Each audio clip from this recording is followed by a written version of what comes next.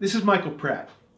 Today I'm here to recommend The Last Waltz, Martin Scorsese's 1978 documentary about the final concert performed by the original lineup of the rock group The Band.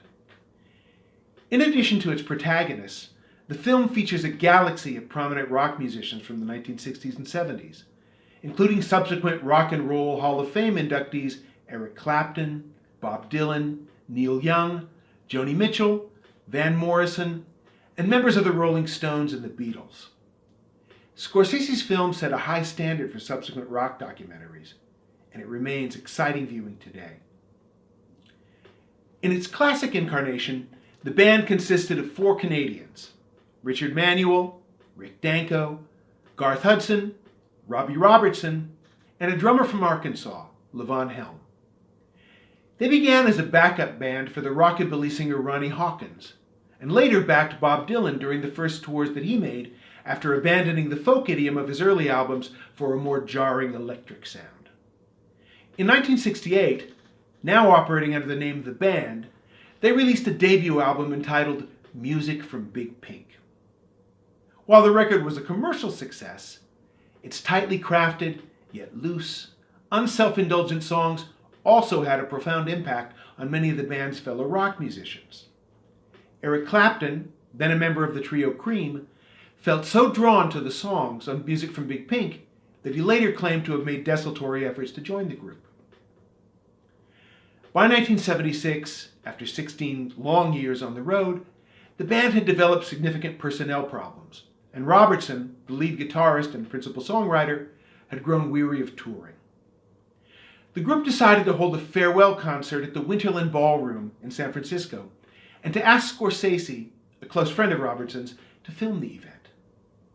When the concert finally took place on Thanksgiving Day, 1976, the guest performers included not only Clapton, Young, Morrison, and Dylan, but more than a dozen other musicians with connections to the band and its work, including bluesmen, Muddy Waters and Paul Butterfield, country musicians, Emmylou Harris, and gospel singers, the Staples. Decades after its release, The Last Waltz is simultaneously a reminder of how good the best popular music of that period could be, and how much the entertainment industry has changed. There are exciting performances by Clapton, and particularly by Van Morrison, whose powerful, impassioned vocals immediately stifle any laughter that his tight pastel suit and tipsy chorus girl kicks might otherwise have inspired. There's the aging Muddy Waters' moving performance of Mannish Boy. There's the Staples' beautifully shot performance on the band's The Weight, and Dylan's bizarre, uneasy, yet oddly compelling rendition of Forever Young. In the offstage interviews with members of the band, there were funny, occasionally off-color anecdotes about their early days together, including stories about one-armed go-go dancers in Jack Ruby's club in Dallas, and jokes about the incentives that drove young men in those days to join rock bands. Hint: they're the same incentives that cause them to join bands today. When The Last Waltz was filmed, punk rock was just beginning, and rap didn't yet exist.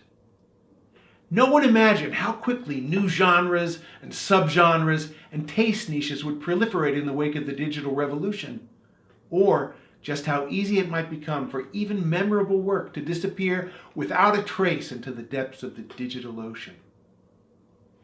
The Last Waltz memorably, and at times thrillingly, documents one of the last moments when the various strands that came together in rock and roll, the blues, gospel, country, R&B, Appalachian mountain music, could still maintain an easy, unforced coexistence.